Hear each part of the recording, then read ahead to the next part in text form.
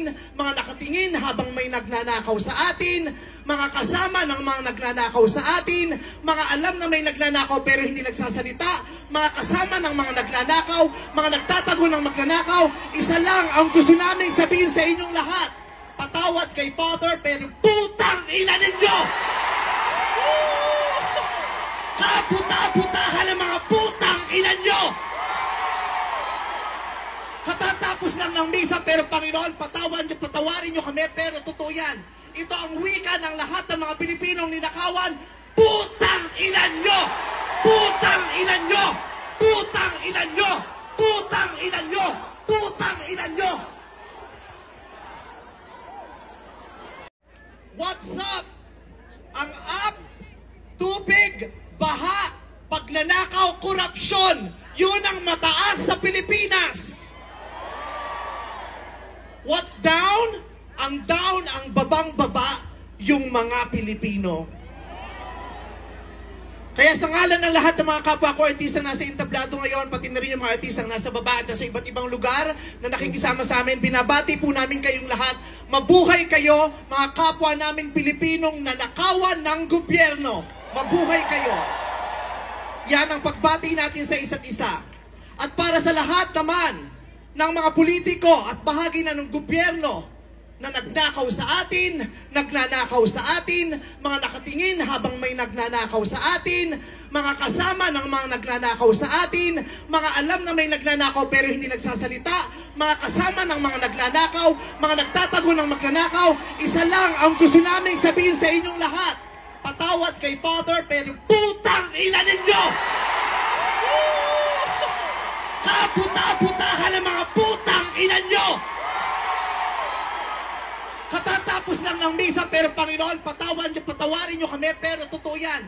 Ito ang wika ng lahat ng mga Pilipinong ninakawan: putang ina nyo! Putang ina nyo! Putang ina nyo! Putang ina nyo! Putang ina nyo!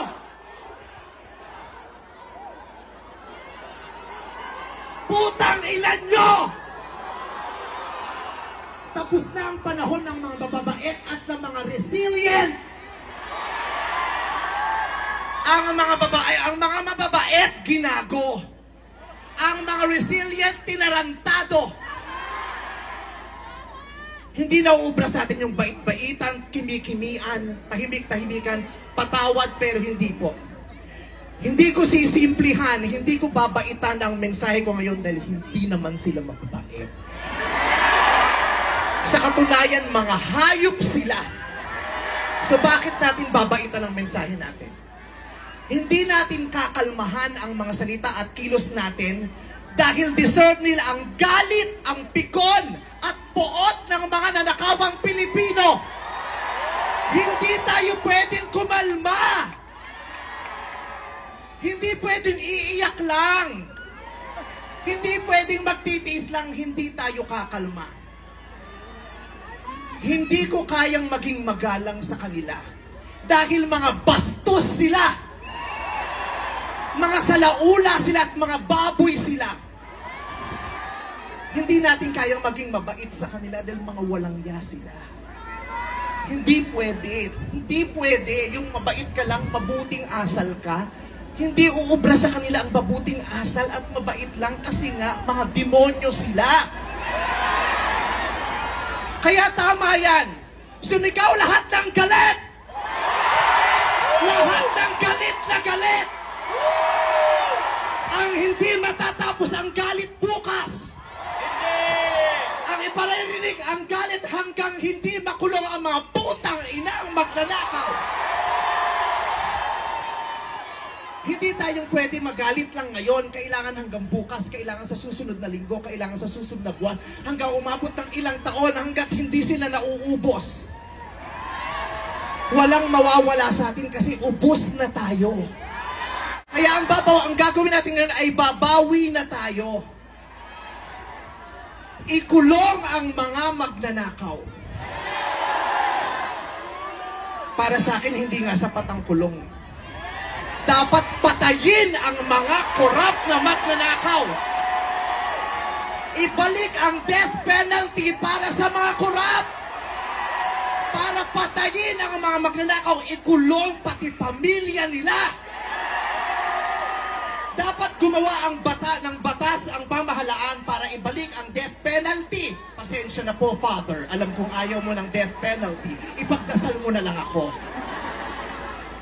Ibalik ang death penalty para sa magnanakaw. Dahil ang magnanakaw, ang corrupt na public official, hindi ko natatawag na public official, ang corrupt na politiko ay higit pa sa mamamatay tao.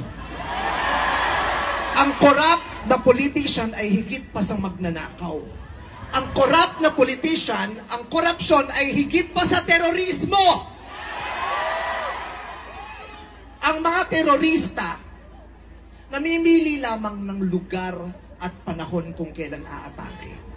Pero ang mga magnanakaw sa Pilipinas, walang pinipiling araw. Araw-araw nila tayong ninanakawan. At ang inaatake ng mga terorista, yung mga iba ang pananampalataya, iba ang paniniwala, iba ang lahi. Pero ang mga korap, kapwa Pilipinong kalahi ang ninakawan. Kaya hindi tayo pwedeng sumuko lang ng ganito. Kaya hinahamon ka namin, Pangulong Bongbong Marcos, kung gusto mong magkaroon ng magandang legasiya, ang pangalan mo, ipakulong mo lahat ng magnanakaw. Nakatingin kami sa iyo, Pangulong Bongbong Marcos.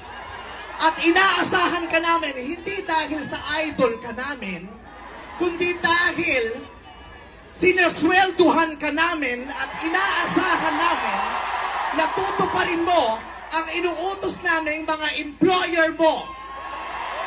Kami ang nagpapasahod sa inyo.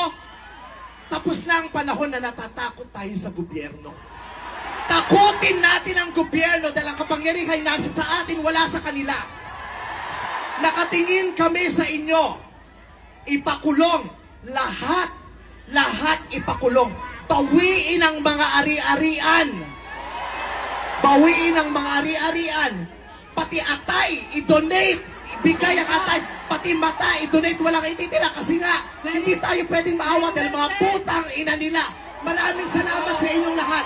Sasamahan namin kayo hanggang mamaya. Isa pa, putang ina nyo! Sobra na, tama na. Sobra na, tama na. Sobra